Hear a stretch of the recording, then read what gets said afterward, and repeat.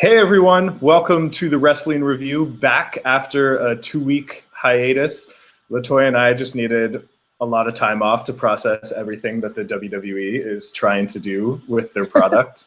On the other line, as always, my co-host is LaToya Ferguson, AV Club writer. How's it going, LaToya? It's going adequately. It's always going, that's like your new intro all the time.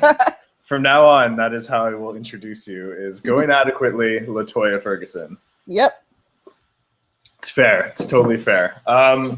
Another thing that's going adequately, which is a great segue, is WWE Monday Night Raw and their... That's too high of praise. Is it? Is it too high? I wondered. I felt bad about it almost as soon as I said it. So we want to talk about a bunch of different things today. We want to talk about NXT and Lucha Underground, and we want to talk about Raw and Extreme Rules. The former of those is going to be the nice praising portion of the show, I'm sure, and the latter is going to be the part where we just get completely fed up with talking about this stupid wrestling thing. It's because we're terrible fans. I know. We're watching it wrong. We don't know what we're doing. We have no clue. Do you want to start with the good, or do you want to start with the bad? Where should we kick off? We might as well start with Raw just to start the week. Let's just go in the order. Okay, that sounds all right. That sounds all right to me. So, talking about Raw, I keep forgetting that Extreme Rules is happening on Sunday. Like, I can hardly remember what the matches are because I've been told why should I even care about them. I remember we have a Kiss Me Arse match. We do. Which I still can't believe is happening. I'm like, okay, let's start there. Let's even just start there. With the stipulation is ridiculous, obviously. Of course it is. But at the same time, because it's not part of the match, it kind of makes me most excited for that, because I think Ziggler and Sheamus can just put on a good show. Exactly. And then unfortunately, whatever happens afterwards, which I'm sure will be some sort of schmozzy thing, right? Like, it's not going to be anything actually. Like, Sheamus isn't going to end up kissing Dolph Ziggler's ass, no matter how much we might want that to happen. Well, I don't think Sheamus is losing, so... Well, there could be that, too. That's the other thing. Yeah, so it's just been a really weird build up to Extreme Rules. I know in general it's kind of like a weird placeholder kind of pay-per-view. There's always a little bit... Like, everything's really hot after WrestleMania, and then it kind of cools down at this pay-per-view, and then you start getting Money in the Bank, and you get all this other stuff leading into the summer, where hopefully they can build some momentum. But, you know, I'm kind of on record from the past couple of weeks of being like, the Raw after WrestleMania was great. The Raw after that I thought was pretty great as well. And I can't believe how quickly it has gone downhill. What for you has been, because I know you're in the same all of it. It was so bad. Like, what's bad about it, though? What is making it... What has just been so bad about Raw? Just from this week alone. Mm-hmm. Let's see. Besides the matchups, so I mean, honestly, what is the Fandango situation? You want to talk about the Fandango situation? I always want to talk about the Fandango situation. There's your problem right there. So he's just the same character, but now he's dancing. He's dancing for the people. What's the point of that? So you don't like it? No. But why not?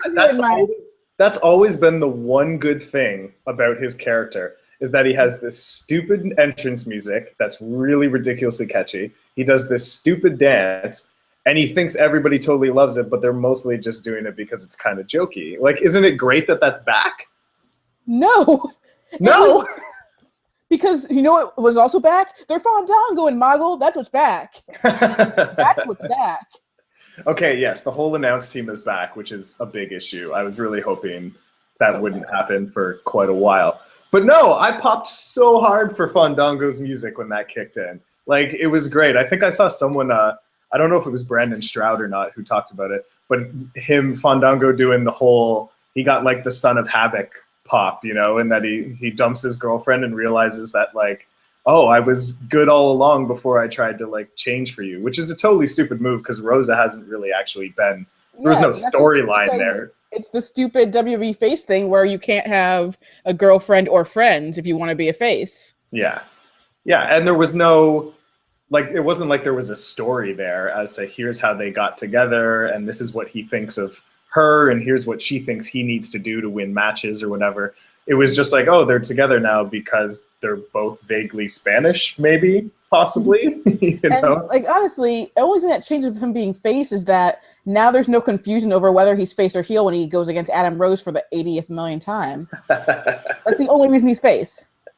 Oh man, you were riled up, aren't you? I could tell. I could tell. I feel so bad for Johnny Curtis at all times. We're like 6 minutes into this, and you're like, "Here's why it all sucks. This is just terrible." Yeah. The fact that you can't even get behind that entrance music and how much fun it is. I don't know, LaToya. I don't know. No point for the fun anymore. The fun is dead. Oh, the fun is dead. There was no point for it to be gone in the first place. No, I agree. And now you just need to bring back, I'm afraid I got some bad news for Barrett there, and then everything will be right in the WWE No, he's universe. getting too over with it. You can't have that. They couldn't just turn him face. Couldn't do that. That doesn't make any sense. No. So, okay, so what else has been absolutely terrible about Raw for you then? You're on a roll. I just have to like look at what was the card too for this Raw because it all blurred together. I forget. Oh my yeah. review was just like, this is all horrible, so I don't care. Well, basically there was more than anything, there was just the through line, which was Kane, right? It was a Kane-centric episode as to will he continue to basically be a part of the Authority, and that was pretty much the whole thing. That's the question. That is the question.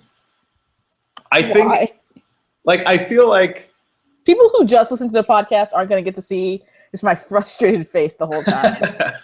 This is always a good reason to watch the video because you get to see LaToya be angry and then take a swig of beer when she just can't handle it anymore either. Like, it's the whole package. It's perfect.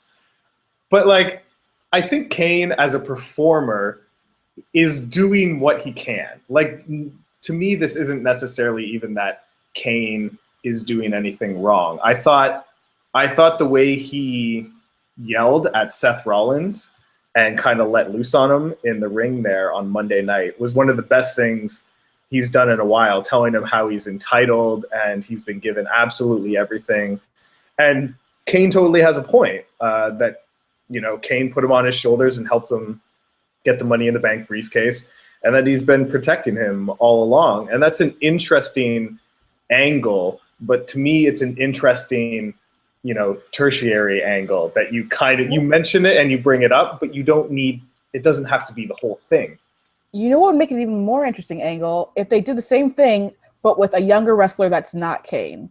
Like, imagine just like the way you could turn someone into like a big star just from having it. Let's see. Let's have corporate Luke Harper. Let's say that. Corporate Luke Harper. He's in the Kane role. He's wearing a suit. He's not wearing his disgusting t-shirt anymore. He says and does everything Kane does in this. And when he turns face, he's a star. People love him because he finally spoke up to Seth Rollins. There is no reason that Kane or Big Show should be in any of these programs. And it's bullshit. Just quite frankly, it's bullshit. Yeah, because and again, I don't really have anything against the way both Big Show and Kane perform in the ring. The problem is that we've just been so oversaturated with them constantly. And that, to me, is not the way you book your big monsters. You book your big monsters in that they show up when you absolutely need them. So, like, Big Show throwing a knockout punch to Roman Reigns should feel like a big deal when it happens. Not like, oh, well, he does this to absolutely everybody. You know? Yeah, Big Show's such a joke. That's another one of the problems, too. Big Show and Kane are jokes at this point. I was normally, like, some of the kind of smarky, hot crowd stuff can get a little annoying. But at the London Raw, when they were chanting boring during his super long promo that just kept going and going and going, I was like, thank God they're chanting boring, because it was absolutely terrible. Why? Why did they think, oh yeah, this is really going to be a great idea? That's the thing that I can't even wrap my head around at this point. Like, why they're doing anything. It's really, really strange that they kind of came out of WrestleMania with all of these possibilities of different alliances and different people having different motivations, as far as going after the belts or going after grudges that they had or whatever it happens to be. And again, someone else, I wish I knew, but there's so many different wrestling writers that I'm reading and that are tweeting all the time, and I can never remember who said what.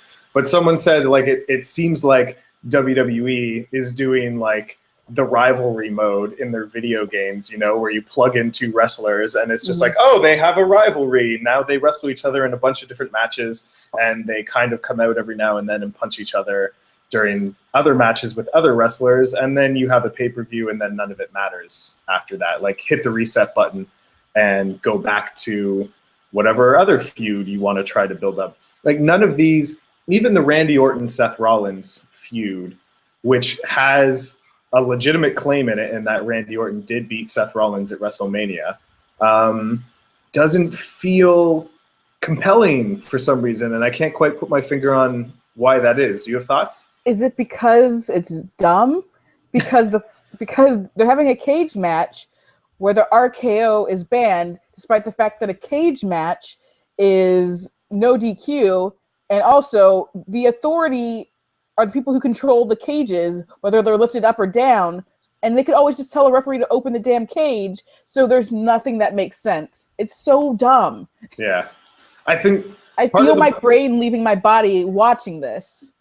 Which, like, should happen a little bit when you're watching wrestling anyways. That's part of the joy. It's not happening in the good way. It's not happening in the good way. No, it's not, is it? Part of that, I think, is just the problem that Extreme Rules kind of has this stipulation built into it, and that every match needs to be about something. I think it's totally ridiculous. Like, having a TLC pay-per-view is one thing, I guess. Even that I don't really like. But having a whole pay-per-view where you basically say all the matches need to have some sort of extreme stipulation to them kind of takes away the importance of all of it. It makes none of it stand out. So the idea that Randy Orton is going to have Seth Rollins inside of a cage and trapped, and he can't use his finishing move, which he uses to murder absolutely everybody, that's kind of interesting to see how it would play out. But when it's on a card with everything else, I don't think he should have also said you can't use the RKO or the punt, which are Randy Orton's two finishers, basically. Like, if you're going to say a finisher is banned, make sure you do all the finishers possible. Like, if you're going against Dolph Ziggler, you have to be like, you can't do the zigzag, you can't do the sleeper, you can't do the super kick, you can't do the famouser. That's what you say. Going against you can't do the AA or the STF, or now that sloppy stunner. That's too many stipulations, LaToya. You only get one. That's why. The stipulation is you can't use a handful of moves, and then you say which moves. So this is a good point to transition to the fact that the WWE has banned the curb stomp. They've taken it out of Seth Rollins' arsenal for what they say is like physical reasons, safety reasons, for heads getting smacked into the mat. But most of us think it's like a political thing, right? Like, it's the connotations of the name. Yeah, they could have just renamed it to Blackout, honestly. And also, from what I know, like, no one's gotten injured off of the curb stomp, right? Like, yeah, if Daniel Bryan's broken right now, it's probably because of those millions of headbutts he keeps doing. So yeah, exactly. Yeah, the curb stomp hasn't hurt anyone, and Seth Rollins is a safe worker, so it's even more ridiculous. And God, and according to the sheets, they haven't banned it. They just told him not to do it, which I don't really see the difference. Yeah, what is the difference, right? That's like banning the Authority from by using a cage. It's like, well, no, they're still going to be there. They still control it, you guys. Come on. It's a weird thing for me in that I understand what they're going for. I don't know why they're being so dishonest about it. Like, just change the name of the move. It makes no sense to ban that move, because then you have to ban every move. WWE will find a way to be dishonest about everything, even if they don't need to. Like when Ziggler does that whole pop-up slap the back DDT thing and like just levels guys, how is that any safer? How is that any safer? You know what I mean? Or you can call it the murdering people.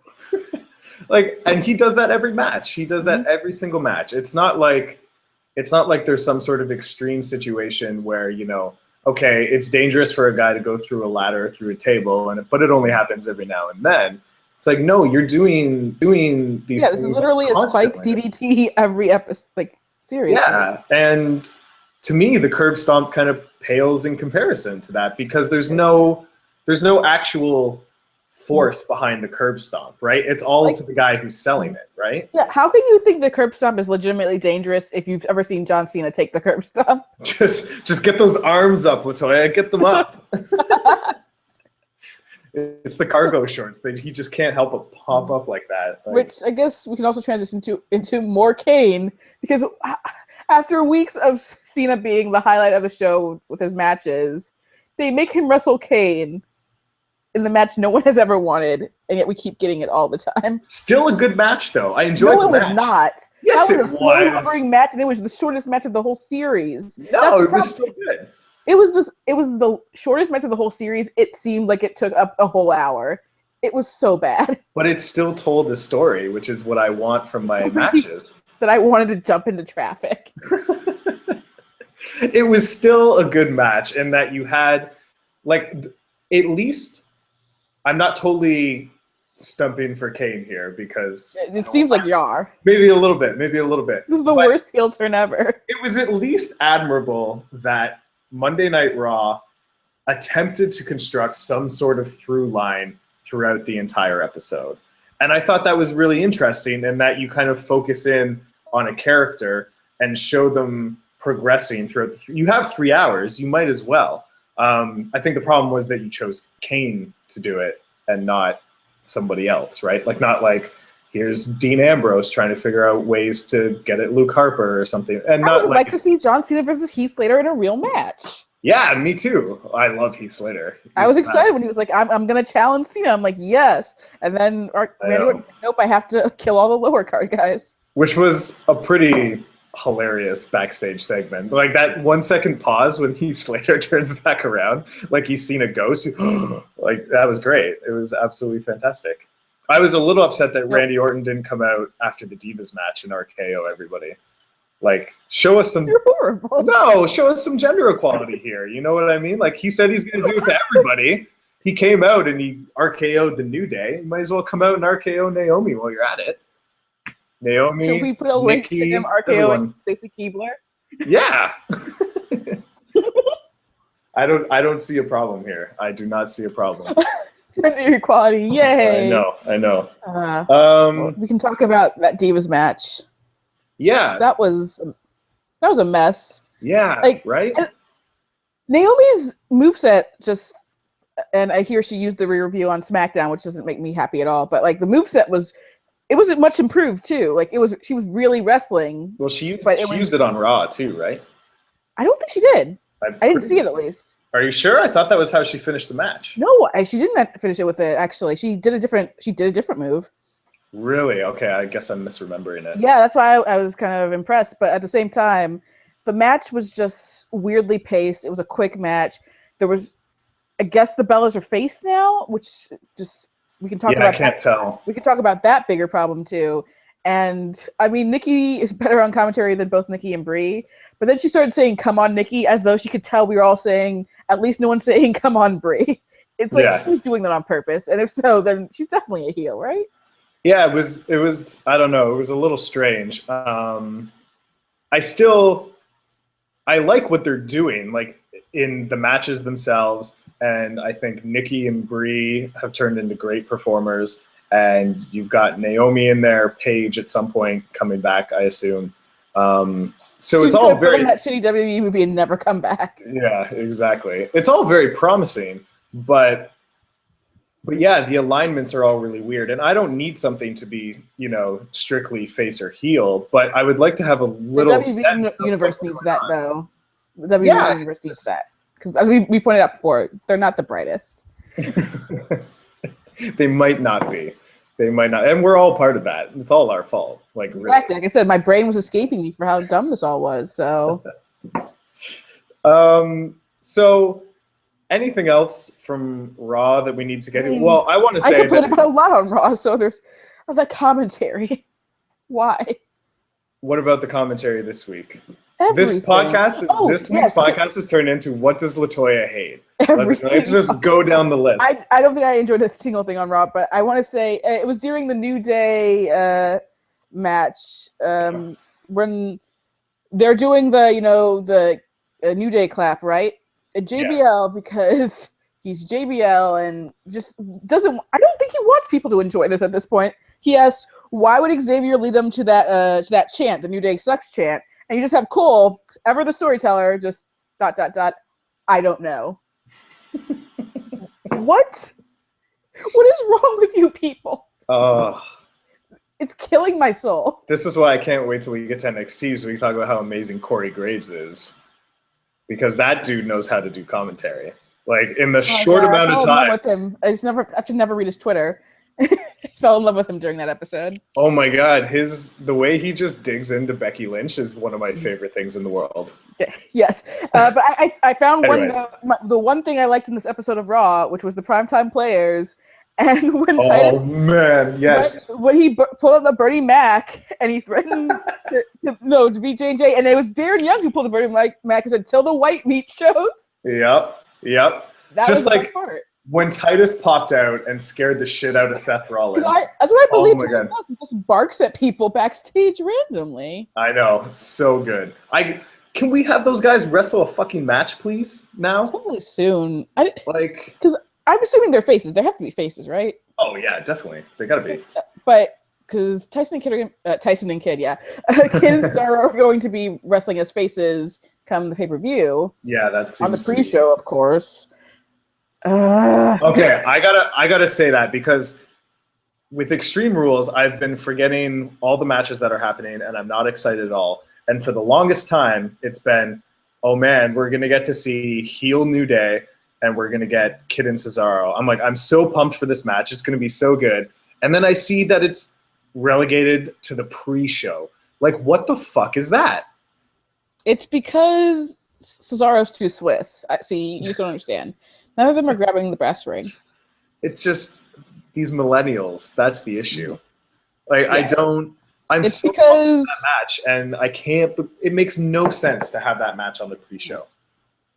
Yeah, millennials. Millennials like Xavier Woods and his weirdly toned small body.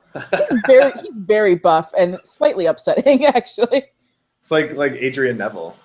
Yeah, it is like that too. He's so compact, then it's weird. But yeah, and then he got RKO'd, and so did Kofi, and luckily Big E didn't. But Big E was like, "I'm having none of this," because Randy will just go through the entire tag team division at this point.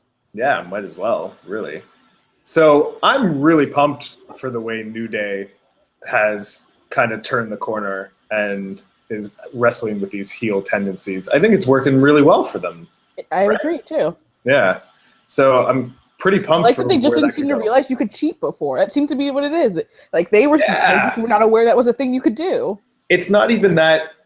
It seems like they're almost having the similar turn that Naomi is having, in that it's not that they're bad people. It's that they're totally sick of being kind of athletic, under the heel of absolutely everybody in the WWE, and now they're going to do whatever they need to do to win. They still love to have fun, though. They do love to have fun. But I will say, I'm pretty sure during commentary on Raw, not once did they call Naomi athletic. I guess it's because she's heel now, and she no longer loves to have fun. Can't be athletic if you're a heel. Doesn't work that way. Doesn't work that way. Nope. Okay. Soon Kofi can't be athletic. Can we move away from Raw now? Because we have... You're letting me do all the dirty work, but you're like, let's just stop talking about it. Well, if there's more, I can't remember. I honestly can't remember anything more about Raw. But yeah, I guess we can move on. We don't have to. We could still do We this can for stay on Raw another. forever. We could go for another 5 minutes or so if you've got something that you think still needs to be talked about how bad it is. I'll say you kind of put out your favorite part of Monday Night Raw. My favorite part was that Bo fucking Dallas was on our goddamn TV screens. Bo Dallas, who should join New Day. Right? Bo Dallas. They're like a match made in heaven. Bo Dallas completely understands what he's doing. He totally gets his character more than almost anybody else on the main roster understands what they're supposed to do. And somehow they can't find a way to make him succeed. What is going on with Bo Dallas right now? Vince Does he work for you? There you go. Vince doesn't understand his character because it's too complex for him. But do you dig it? Like you're Bo Dallas? Yeah, you believe, right? Yeah, I believe. Yeah, of course. But yeah, I found one more point I wanted to make. Basically, kind of goes hand in hand. Actually, so it's technically 2 points. But first of all, it seemed ridiculous to me that Triple H would start, getting in Seth Rollins' face too about how he's being too cocky. It's like, hey, you made this. This is your. Because I've been using like the whole that he is Malfoy, G. Draco Malfoy situation. So like his parents. He's like, wait till my father hears about this constantly. Is what he did when they were on vacation. Yeah, and I don't appreciate basically Triple H being like, no, you got to prove it. It's like, did he? I feel like he's proved in it, but then again, I was a Tyler Black fan. Right. But also, just because the curb stomp is no longer a thing, despite the fact that there are so many other moves where someone's face is getting smashed into the mat, I feel like instead of having like Byron Saxton's finisher, he should have the pedigree and do it for his dad. Oh my god, that's the most ridiculous thing. Pedigree. Would that not be like the most amazing way to get heel heat? It would. It totally would. Mm-hmm. It's a ridiculous idea, though. It's fantastic, though. No, you know. Do it for dad. You know what's crazy though is that he can't do the curb stomp, and that new finisher he has plants a guy the front of his face right into the mat. Like it looks terrible while it's doing it. Yeah, it's basically the same move, except now he's standing up and dropping a guy from higher up. It achieves the same thing. The guy lands flat on his face. Like it makes no sense to me. Let's talk about NXT. Yeah, can we talk about the bad of NXT first? That way we can just keep the theme going. Yeah, like I don't know. I felt NXT's been a little weird for a couple weeks in that it kind of lost a bit of momentum. It's because it's like all of the taping that I assumed was going to air like weeks, like a month ago, is finally airing basically. So right, none of this is like fresh stuff. But I want to talk about Dana Brooke and how terrible she is. Oh my god. Yeah, we're basically doing like 2 weeks of NXT talk because it's a combination of how everything. Like, it was already bad seeing the promos for her where she's saying what you see is what you get, as she's like doing a lot of this. Oh my god. She touches herself the entire time. Yes. That's all she does. Like, during that video promo, I'm like, I still haven't checked if it was actually Britney Spears or Britney Spears knockoff playing in that video. You know what I'm talking about, right? Right? Yep, I do. Britney Spears, correct? Or at least, like, the best knockoff possible? Yeah, I don't know. And then she debuts. She's on the ramp. She's still touching herself. Gets to the ring. Touching herself in the ring again. She has her match against the always wonderful Blue Pants. Every move, she starts touching herself. She somehow wins. When you make Carmella look like a star, right? Like, this is not good. We take it all back, Carmella. Like there's this weird tension there. In that NXT is obviously meant to be some sort of developmental. But at this point, she's not TV ready. No, it's understood to be a TV show as much as it is developmental. So you need to make sure, if you're putting your people out there, that they're totally ready to go. And man, was she not ready to go. Like, not even close. Like, nothing. What you see is what you get. And then, so it was 2 weeks ago that she had her first match. And then it was last night when she cut that ridiculous promo. Poor Devin. Oh my god. When you make Devin Taylor look like the best actress on the show, like I mean, I appreciate Devin in general, but she's not like the best actress. But like, she's fantastic. She's Meryl Streep compared to Dana Brooke. Oh, I had to pause because I was laughing with her line when she was like, "This is my playground and playtime is over." I'm like, what is that? Like that is it 7 o'clock? Is the playground closed? And like if this is a playground, like there's no like playtime isn't over suddenly. Like that seems weird to me. If it's yours, playtime should just be getting started because like you're here now. I don't know. It seems so weird to me. This is my high school gym, and class hours are over. And class is over. You have to take the school bus away. Shower up, change into your civvies, and get out of here.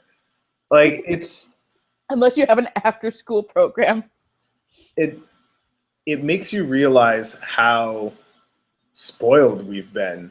Yes. With the NXT talent for however long, and it's also kind of sad in that maybe that didn't signal a sea change the way we thought it was. The Sasha Banks, the Charlotte, all these people.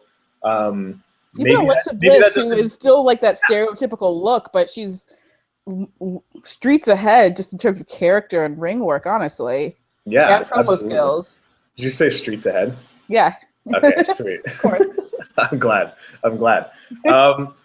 Yeah, it just, and even like I think Carmella, who is not good in the ring as far as I'm concerned, has ended up being a pretty valuable asset to NXT. Yeah, she's still a good character, yeah. Yeah, exactly. She's been absolutely perfect in positioning Enzo and Cass's shtick, which was maybe getting a little tiring, and kind of elevating it to the next level as they can be these kind of, you know, ultra male heroes who get sick of these guys hitting on their girl all the time, right? Yeah. Like I think it's done a good job of making her. Can't wait to talk about it. Makes her look good. What? Yeah, so which? I can't wait to talk about that whole situation because I love to talk about those two heterosexual males. Oh my god! Yeah, because you and I are on the same page with this, right? Yes. Tell us your theory again. I think we've heard it before, but tell us again. Okay, for those who are unaware, Blake and Murphy, the tag team champions on NXT, are not only the two most nondescript members of the roster, they're also two very much in love with each other gay men who are afraid to share their love for fear of being persecuted. And so they are going after Carmella to prove their straightness. And they're both going after her, which means it could only end up in a weird orgy situation, correct? I think so. Yeah. I absolutely think so. It's not like one likes her and the other one's like, I'm your wingman. No, they're both trying to seduce her sexually. And I think it makes even more sense when you consider that they're going up against Enzo and Cass as the guys that could be like, you know, the really homophobic, bro-y, you know, Jersey Shore type of characters, right? And that, well, oh, we're facing off against these guys. We definitely can't let them know that we're gay. We have to be as manly as we possibly can, right? Like, okay, so this I don't think Enzo and Big Cass would care. I think once they finally come out, Enzo and Big Cass would support them. No, I totally agree. I get that. It's just that it makes sense when you put them up against these guys, you know, that it's going to work that way. But so this is the theory. This is the working theory. What are the odds? What's the percentage that it actually pans out in this way? Do you think it would ever happen? I want to say 10% right now, just because of wishful thinking. But you never know, because NXT loves us. Maybe lots of people have said it at this point. Honestly. Yeah, definitely. Yeah, it's like picking up steam, so it could happen, or at least it could be like hinted at, kind of. Blue Pants is still coming on the show, so anything can happen, right? Like the NXT universe can make a lot of things happen, so it's really, really interesting. And honestly, here's the thing I was even thinking about too during the Ty Dillinger match. It's like I kind of feel bad for these guys who are just. I feel like they're never going to come up, honestly, because where's the spot for them? Like Ty Dillinger, he would have been called up if this was OVW. Right. And I think he actually has a lot of potential, but I was really worried about him just because he has no gimmick. Like guys like him and Jason Jordan, they have nothing there. As talented as they are, they have nothing to offer, really.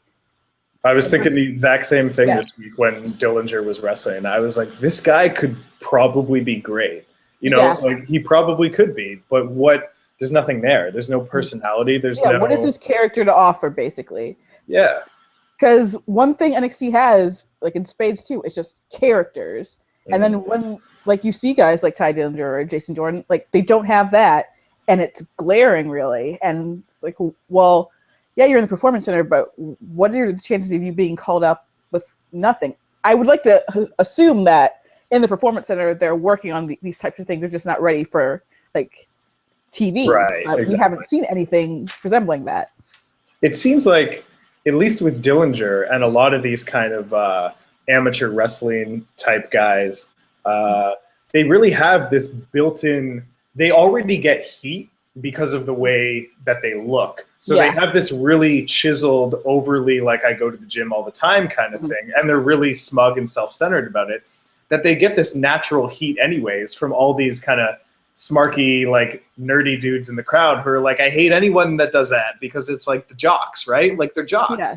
And so if you can find a way to capitalize on that kind of smugness that they already have, of being like, I'm stronger than you, I'm better looking than you. Like if you could capitalize on that, you got a character there, I think. Yeah, and I think honestly the problem, like, because like I said, I think Ty Dillinger has something, even though like he doesn't have the character to show it.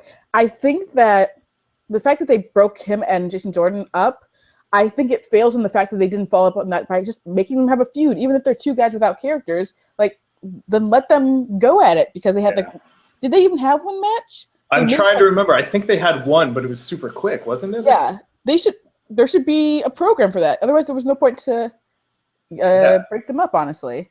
Yeah, like you're not doing anything with either of them at this point. You know, or build it to like a pay-per-view or whatever the heck you want to call it at NXT, like a live event.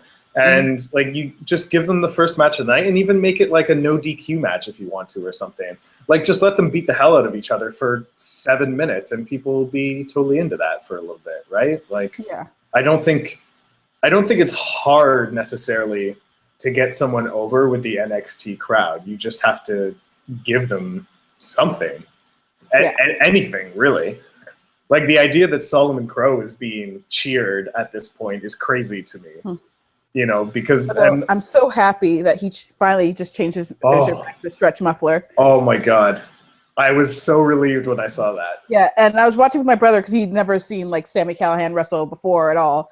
So, and I was just telling him, oh, he's done doing that slingshot situation. He's like, great, and he was like really into it when he saw the stretch muffler, because he had never seen anything like that before, which is awesome. It's a different kind of like being like, oh, I've never seen that before, than that slingshot situation that was happening before. Oh, which was terrible. And like his character is still an absolute mess, because it's nothing. It's nothing whatsoever. He's forcing Corey Graves to try to put him over by talking about his monitor going out. I also and it's like no one gives a shit. My new theory, or what I want them to do, is make it so he is the literal manifestation of a computer virus, and his alignment basically shifts depending on whether or not a white hat or a black hat hacker is in control of him. So like have like someone pulling the strings, basically. Yeah, he could be like an internet troll, you know? Yeah. Like, and he kind of looks trollish too. So it actually, like, it has some double meaning there. Just put up on the tanning, dude. Oh man. I don't get why. Maybe he doesn't have a good TV with like good resolution to show him how orange he is on TV, because he was not that tan before. So I don't know. I thought I had never really seen him wrestle before until NXT, to be honest. So this is all I really know of him, and it's all been really strange for me. It's been weird. Check out his stuff. Just you can find on YouTube. There's a segment from PWG. It's him versus Adam Cole, where Adam Cole, shit heel that he is, decides to do the People's Elbow, and so Sami Callihan's like, nope, he doesn't let it happen. And then they have an exchange, and he does like the fucking best Stone Cold Stunner on him. And it's excellent. God. Oh man. Okay, so more NXT, a couple more things I think we should probably get to. I just want to say that I'm unbelievably excited that we live in a day and age where we're getting more Kevin Owens and Sami Zayn. Like that we're getting Alex Riley Jericho 2.0, and we're just gonna ever since, you know, he power bombed Sami Zayn, and kind of declared his interest in the title and then beat him in that match. There's been kind of something missing from NXT when Sami Zayn isn't there. It was like, it felt kind of like a black hole as to, okay, there's lots of good stuff going on, but there's nothing driving the momentum towards who wants this NXT title. And instantly last night when Sami Zayn showed up, it was all back. It felt like it was NXT from 6-7 weeks ago, where I was just like, this is the best thing. So it was probably filmed 6 or 7 weeks ago. Right. It was beautiful. But, yeah, right? Yeah. And it just, honestly, I consider it the icing on top of the cake that was Alex Riley getting his ass beat again. Can he stop now? Both, in the ring and on Twitter. I don't, again, he cut a ridiculously horrible promo. And Mike's skills were supposed to be his strong suit. He's not a bad talker. Just the content of his promos are fucking But he's got stupid. all this rage. Yeah. Don't you see it? It says rage all the time. Oh God. Free Riley, yes, free him from his contract, please. It's not good, but at least it seems to be. At the very least, it allowed us to have Kevin Owens cutting that amazing promo last night, where he was distracted by the breeze because he's not even thinking about Alex Riley. He doesn't care. He's like, oh, yeah, I got to go out and beat that guy again? All right, I guess. Because I decided to take just some brief notes for NXT. And when it was the Dana Brooke promo, I was like, Dana Brooke, poor Devin, sad face. And then for the Kevin Owens ones, it was poor Devin, smiley face. Yeah, for a different reason. For a totally different reason. And that he's being condescending, but in the way that's like, well, how else am I supposed to be when this jokey dude who hasn't wrestled forever suddenly decides he wants to come after an NXT champion? I'm going to be dismissive. Of course I am. I honestly can't wait till Kevin Owens interacts with Renee or Tom. It's going to be so good. Oh, man. Tom's not going to know what to do. Tom is going to shit his pants and be great. Oh, he's going to be a mess. Anything else from NXT other than we're super pumped that we're getting a bunch of... How are we going to ignore the number one contenders match? No, I know. Which... started off really bad, do you want to build to that? Then we can talk about little things first before we build to that greatness. Sure. We talked about Ty Dillinger a lot. We did. Finn Balor, did we? No, but yeah, he had a quick little match, and it was. We just say how great Finn is. I do the Finn arms during his entrance along with the audience. I get that theme song stuck in my head so often. My brother made it his ringtone, so I can never escape it. Oh man. Because I'm sure you're like me, freelance writing at home during the day, and I'm just wandering around the apartment doing this all the time. Just nobody else has seen my entrance, but it's amazing. And this is proof that anyone can find love. Thanks, LaToya. I appreciate that. I really appreciate that. Anyone but me. Womp womp. There we go. Oh, jeez. Harsh. Can you insert Debbie Downer's theme song? We can do that. We can do excellent. But yeah, after the match, Breeze challenges Finn, and I feel we've said it before, but Tyler Breeze is ready to be called up. He's done. He's fully formed. It's good. Yeah. Just don't let the chuckleheads fuck him over on commentary. It's all good. Yeah, he doesn't he's not the guy that needs to win the NXT championship and have a reign for a while or something like that. You just put him up there. He'll be fine. I'm a little worried. Get some vignettes before he debuts, various locations, or at least green screens of various locations. If there's ever a guy that could get heat from the kind of little bit backwards thinking WWE audience, it's that guy. It is that guy.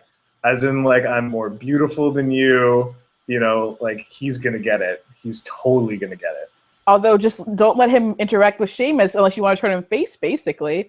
Because that's Sheamus' whole thing right now is that he hates vanilla midgets, the pretty boys. The fact that he included Daniel Bryan and pretty boys, I actually enjoyed, because I was thinking, well, hey, NXT pro Daniel Bryan is super cute hipster boy. There you go.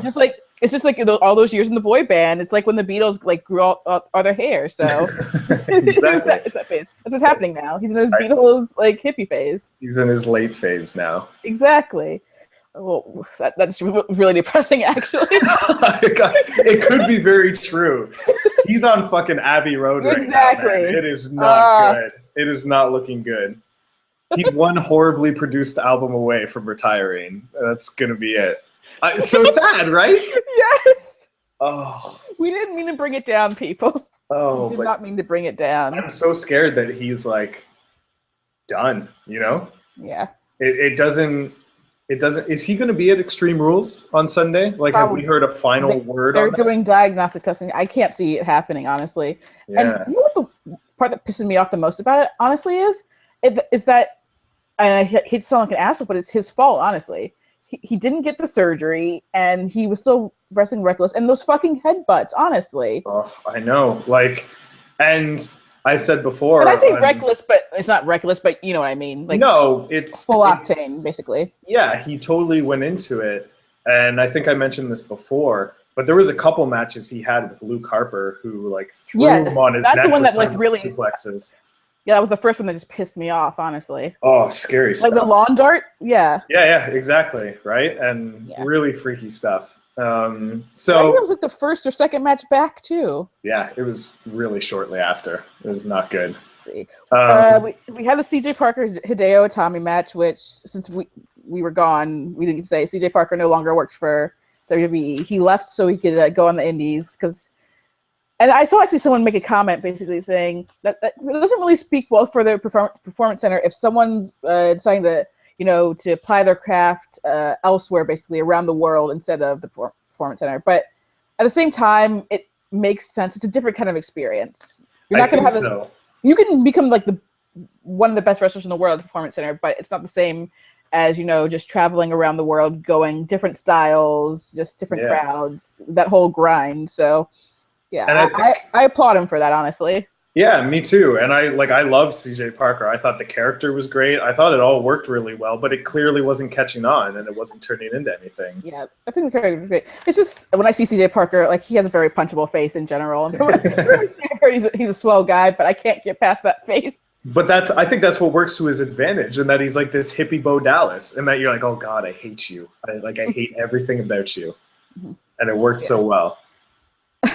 But honestly, everything I remember about this match are the entrances, and then all of a sudden I heard Hideo Itami's music played because he won. That's literally all I remember about the match. And they're calling it, was this the first time? But they called it the shotgun kick that he finished with. I think that was the first time they've said that, right? Yeah, I think so. I like missed the match, and I was like, I don't need to go back because I want to see like the ladies, and also. I guess, we talked about Blake and Murphy already. We already talked about that. Yeah, it was sad.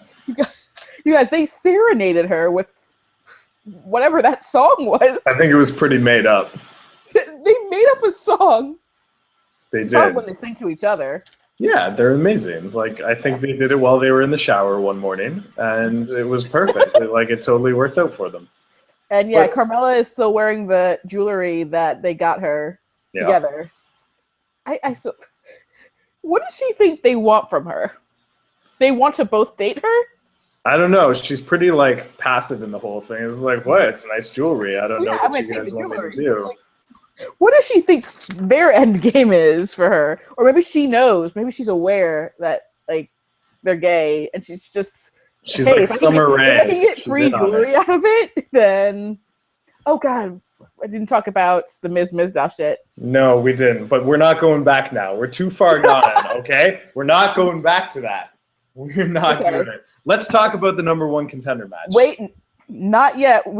LaToya! Okay, we can talk about it. No, what did you have? There's nothing else. There's nothing else to talk about, actually. I was just being an asshole. Oh, LaToya, I tell you. Oh my God, that match was so good. I feel like I just got to rein you in. It was good. It started off really bad, didn't it? Yeah, it was a mess to begin with. Then it got great. Corey Graves' commentary was the best thing on earth. Why? Why was Corey Graves the best? I know why, but you should tell us. Okay, so Corey Graves, I didn't really have much care for him as a wrestler, and his Twitter is just not something I want to be on if I want to ever enjoy him. But he understands how to be a heel commentator without just taking a shit on every single person in the entire world. Absolutely. He clearly has his frustrations with Becky Lynch, both because he thinks she's a poser and because basically they haven't said it, but she has his finisher. There's two things, and he never fails to make it clear that he can't stand her, but at the same time, he will always put her over as a competitor. Yep. And it's great. And I died basically every time that he said anything about Becky Lynch.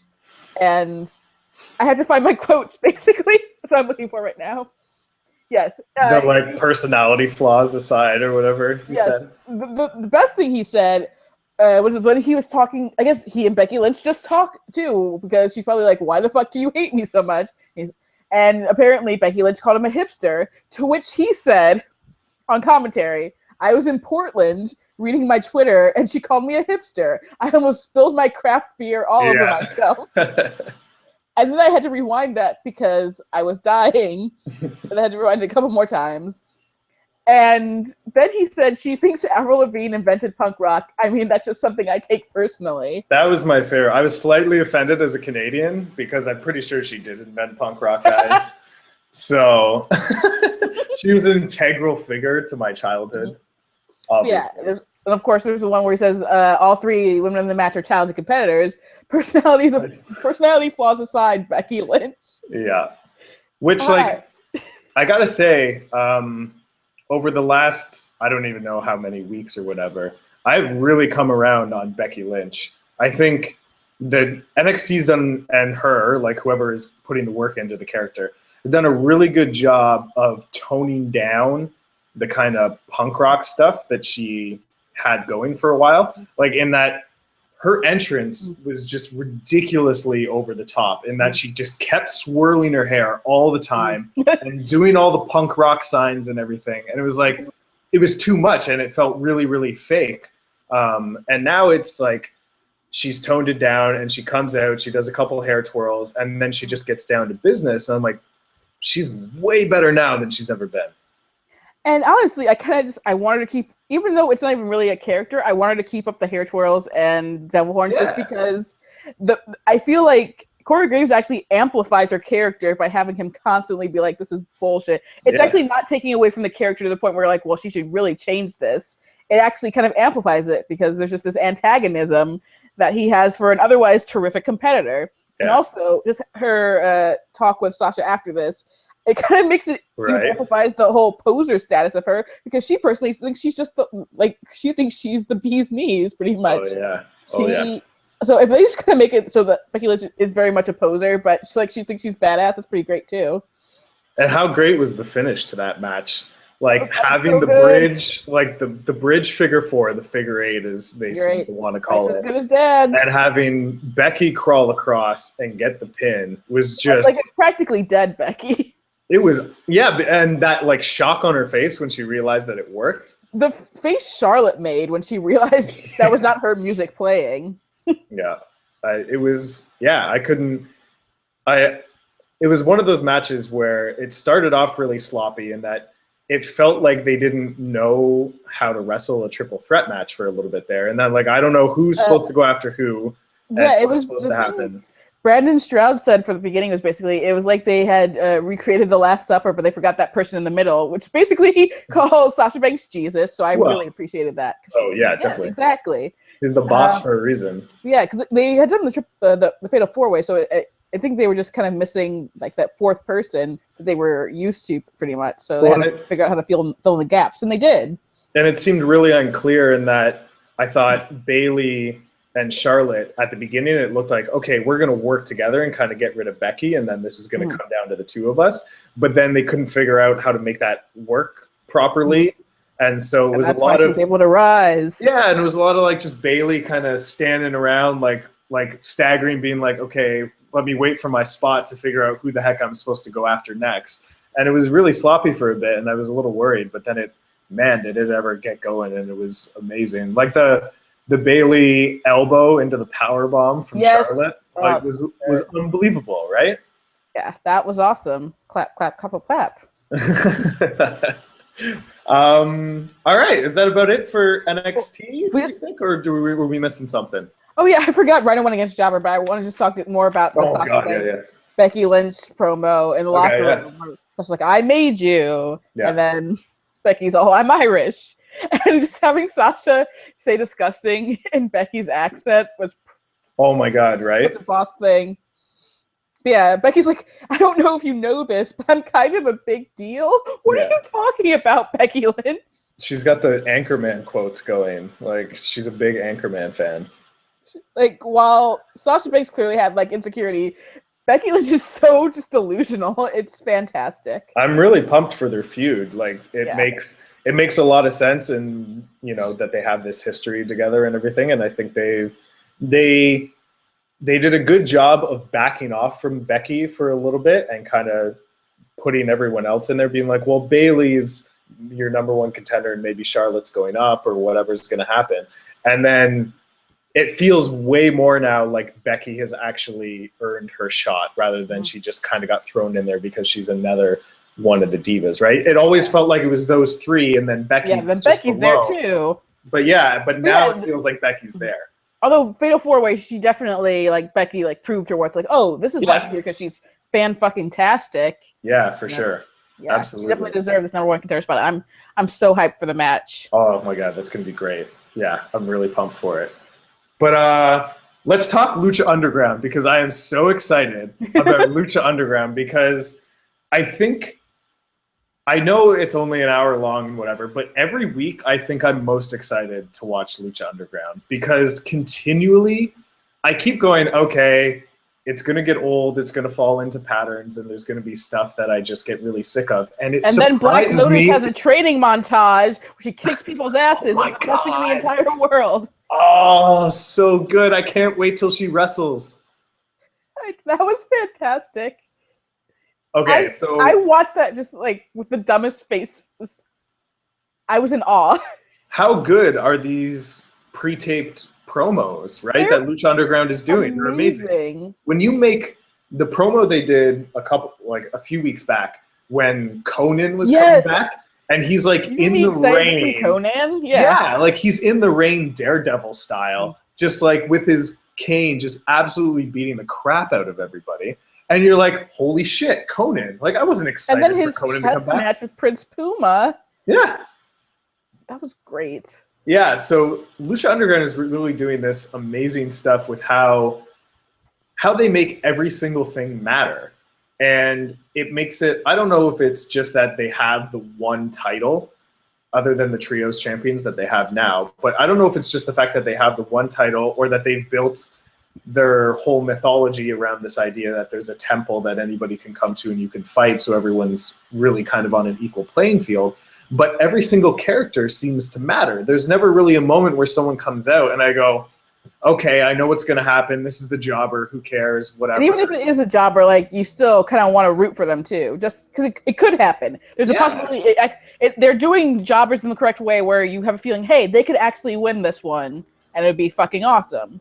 Like, just from looking at certain people, when Angelico kind of first came out, I was like, this guy's not going to be much of anything, right? Honestly, like, Angelico looks like the legitimate boy band twin of Dean Ambrose. They have the same face. That is almost exactly what my girlfriend said today, and I had never thought of that before. And I was watching last night's Lucha. I know, I was watching last night's Lucha Underground, and she was kind of like watching part of it, and she was like, is that dude like the skinny dweeby version of Dean Ambrose? And I'm like, oh my God, it totally is. I had no idea. I'm so happy you said that. He really is. I had noticed it before, but for some reason I super noticed it during this week's episode.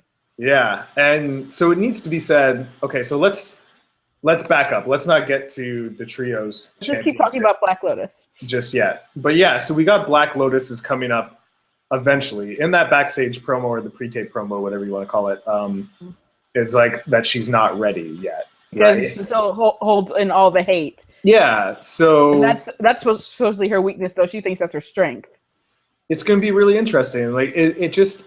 What Lucha Underground is doing with these pre-taped promos, and then even with their in-ring storytelling, is that they're keeping everything really, really simple. So even though you have guys that are like actually dragons and are from outer space and are, you know, whatever, all these weird characters, the motivations and everything are really, really simple. And that I was once weak and I hate being weak and now I'm going to be a strong person. Like, that pretty much motivates most of the people there. and it seems really clear that everyone just wants to win.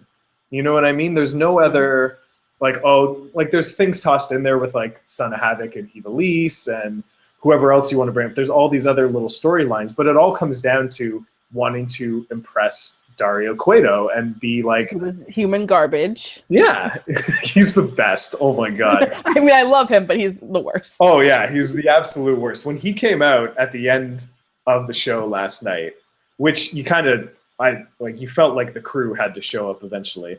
Well, I was just like, you asshole. How dare you come out here and change their win and make them wrestle another match? Like, to get me to care about those three in that way was absolutely perfect. Yeah. Right? Like, so should we just talk about the main event and like the trios? We might as well. Championship? Yeah. It's so good. Yeah, it's so good. And both matches are good.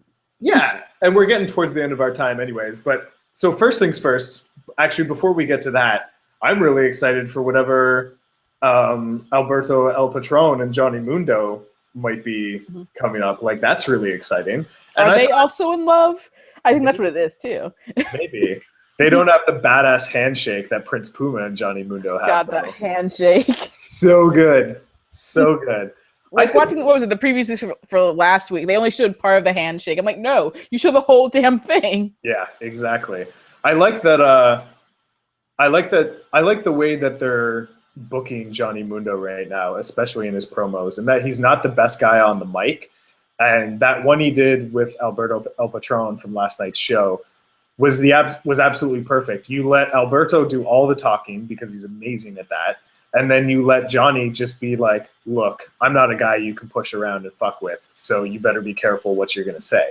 Just like that, nice and easy. Because Johnny Mundo is like Roman Reigns. It's like the less you talk, the better. Just show us what you can do, and that's enough. That's totally enough for us. So that's really good. That. Oh, God. We left Raw behind, LaToya. I told you. Jeez. You brought up Roman Reigns first. I know. I can't help but bring up Roman Reigns. Let Roman win. That's all I say. Okay, but the Trios Championship. First of all, how great has this been for the past 2 or 3 weeks or however long they've been doing it?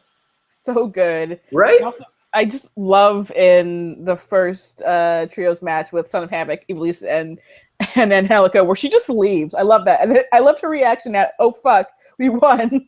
Yeah. When you get to last night's episode and you get to the conclusion, which is that Angelico, Son of Havoc, and Ivelisse actually end up winning the Trios Championship. They win it the first time. Which I was spoiled by, was still awesome.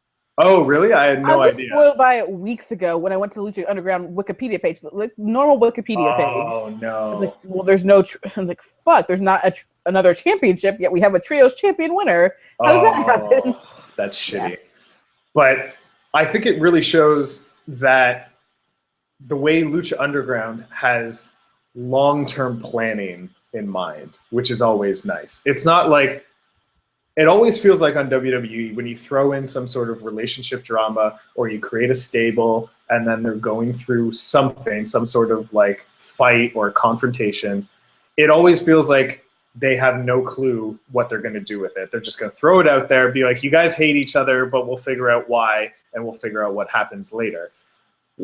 At the end of the show last night, when they're standing there with the belts and they're all celebrating, I'm not thinking, oh, God, where are they going to go from here now? I'm so excited to see what's going to happen next because I have total faith in the show right now. Yeah, same. And I hope it gets renewed and that never dies. Oh, man, seriously. And so I'd be remiss to mention, I want to mention 2 things. One, it was a couple weeks ago. I think it was, I don't know if it was last week or the week before, but there was one spot where, I can't remember who it was, but they threw Sexy Star up onto the top rope into the Hurricane Rana. Did you see that spot? Yeah, I can't remember who it was either. Crap. Yeah, who was, like, I don't remember who her partner was. She had Aerostar and Phoenix. I think it was Phoenix, right? Mm-hmm. I think Phoenix throws her up to whoever's sitting on the top rope, and she just, like, catches him in the Hurricane Rana. I'd never seen a move like that before. Which and I was happens often in Lucha Underground. Just like, hey, never seen that before. And that's what I think every week. And that, okay, I'm gonna get sick of the whole, because lucha libre in general is a little spotty, right? It's a bit Yeah. of a spot fest. That's the whole point. So I'm always worried that I'm gonna get sick of it, and then I don't. I never do. I never do. And then this week, in that trios championship match, we get Angelico running off of the top of that like closety office thing or whatever it is, and doing that side body press Oh across God, two so guys in the good. ring. I could not I'm looking at believe the it. GIF right now, honestly, because it's still insane. I rewound it and watched it over and over and over because You it's one don't of the do that. craziest things It's I've ever seen. insane. Yeah, and he's not doing a thing where he's doing a clothesline and he kind of lands on his feet and does the roll. He's relying on those two guys to Yeah. hold him up as they fall back because Yeah, it's he's not like you're full just on jumping. side body. It's not like you're just jumping from a high thing and just like going straight down either. Like he's like fucking flying. So, like, if anyone has not watched Lucha Underground before, one, go watch Lucha Underground because it's maybe the best show, the best wrestling show that you're going to see on television every single week. It's on Wednesdays on the El Rey Network. We don't get that here in Canada. Because they don't speak Spanish in Canada. Is that why? No, Just French all the time. that's no. Even them, we kind of seclude to their own province. Nobody goes there. It's okay. It's okay. But so if you haven't seen it, you got to go find it. But in particular, go watch this match. Like, watch Grave Consequences from a couple weeks ago. Yeah, first do that, actually. Which is amazing. Aztec Warfare, then you can skip to Grave Consequences if you want.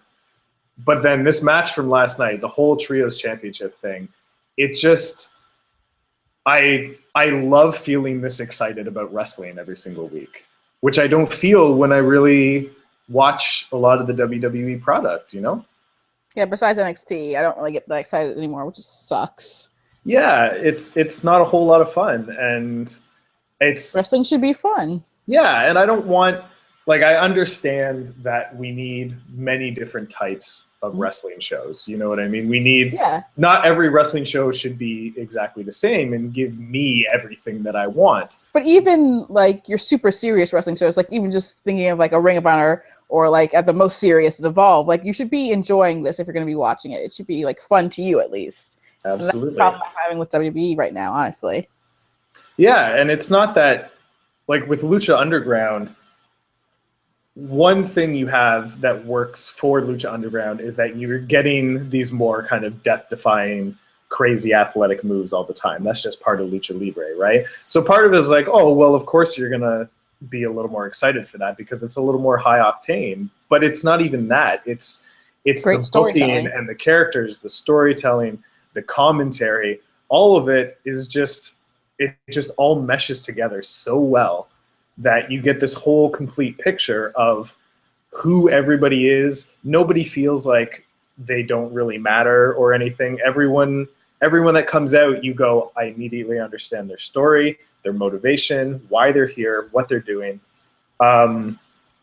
Getting back to the trios, I think maybe my favorite wrestler right now in all of wrestling is Mac. That dude is unbelievable. Like, oh, yeah, because see, you're mostly a WWE person, so I used to watch him live, like at Championship Wrestling from Hollywood and PWG. Like I see him in person, and yeah, I've seen like a little bit of PWG of his stuff, but that's about it. But I love those characters already, where they look a certain way and then they totally surprise you with what they can do. And I thought after he debuted, I guess it was last week or 2 weeks ago, was the first match that he debuted in, and he kind of did the over the rope thing and was like, okay, well that's his arsenal, that was him showing what he could do. And then it's like, oh shit, no, he can do absolutely anything. Yep. Like, it's unbelievable. And Killshot's great too. Like, we've seen him around a bunch too, obviously. I love that team, those three guys. I hope we see a lot of them. Thankfully for Lucha Underground, we'll never have to see them clapping and telling us how you have to be positive. Right? Isn't this the way you can book like a badass stable without making them like heels. Yeah. Right?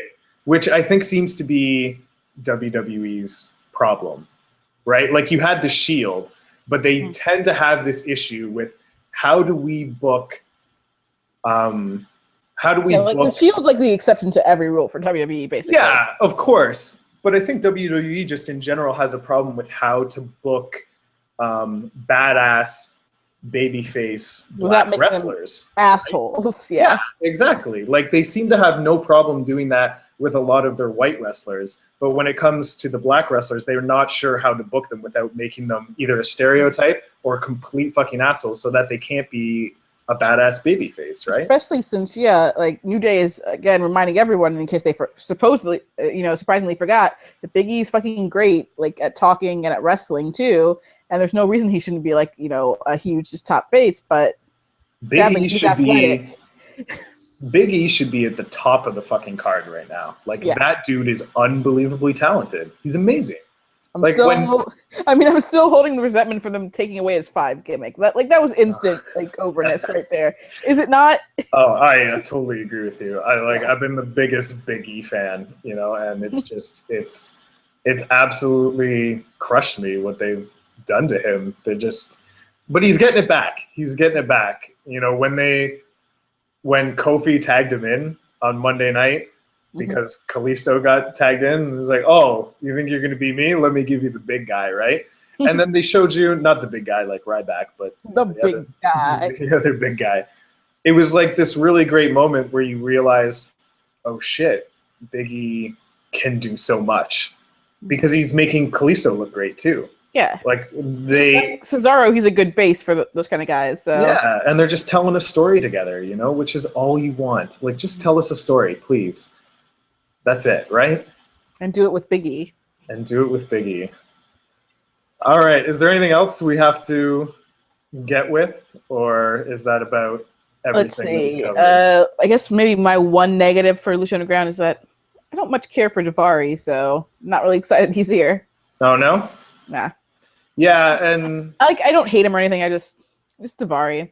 Yeah, whatever. It's kind of one of those things. Let's see how it plays out and what happens. But I'm indifferent either way. And then to me, none of it even really mattered because I was just too super excited about everything that was going on with the Trios Championship. There's so much good stuff going on that almost the only thing I'm wary of with Lucha Underground is having too many people come and go and it becoming this place where a lot of ex-WWE and other promotion talent go to kind of do some stints, and then you're going to lose some of these amazing minor characters that we have, which is half the fun of Lucha Underground, is that, who's this Arrow Star what happened to TNA. Right, exactly, right? So let's hope they don't really go down that road. If we haven't sold the finals of the Trios tournament yet, I feel like we should probably sell also it's really, I guess, emotional. That's another thing that the Great Consequences match has too, where it's just it hits your emotions hard, especially once, Angelico and their team, they win their match. It's so great. And then they have to go again after they've just been through hell. They have to go in a DQ match. And just the tears on their eyes when they finally really win. It's amazing. You're with them. And it's so smart because you've hated them for the longest time because they're just Son of Havoc and Ivelisse are just. Well, I always love Ivelisse because she's fucking great, and WWE was. I don't know what they were thinking in NXT. I guess it wasn't NXT as it is now, but I still don't get what they were thinking when they let Ivelisse go. No, I don't know. I completely agree that she's amazing. I just mean their characters. Yeah. You can hate their bickering. Especially Angelico. And Angelico is the worst. Which I want to like Angelico because he's fucking amazing in the ring, but that character, so ugh. But this is why it was really smart booking to not only have them win, but then to have them overcome Dario Cueto's odds by bringing in the crew and then have them win again. You assured that they're going to be so fucking over the next time that they come out and they start defending those championships. And the way we're talking about this right now is the way I haven't talked about WWE in the longest time. Exactly. As in oh my God, is it Wednesday yet? Because I need to see the next episode and what's going to happen. Yeah, I'm excited. All right. That's probably a good note to end on, right? Let's talk more about Raw. No, let's not. LaToya, never again. Never again. Never This is again. no longer a podcast that talks about Raw. I know. I keep waiting for you to hit me up on Twitter again and be like, look, I can't review another episode of Raw. Just jump in there. Like, I can't. It'll happen soon. I have nothing left. Yeah, so we're good? Yes. All right, we're totally good. That was the wrestling review. We're hopefully going to talk. This is going to be a lot more like the show's going to be taking shape over the next couple of weeks, talking about Lucha Underground, NXT, a lot of the fun stuff. Don't forget, Extreme Rules is on Sunday. You could watch that if you want to. We're going to talk about it regardless. Yeah, we're going to watch it. We're going to talk about it and see what happens. And yeah, we'll see you all next week. Later, guys. Too sweet us.